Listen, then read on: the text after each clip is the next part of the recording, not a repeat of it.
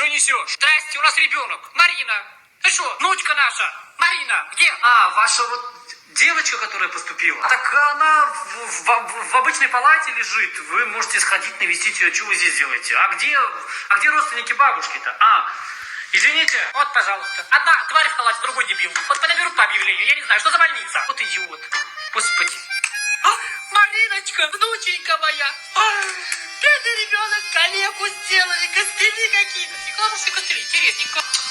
Че, все собрались, вообще всей семьей? Я не знаю, что до 15-го колена вы еще родственников пригласили, что вам что позволить?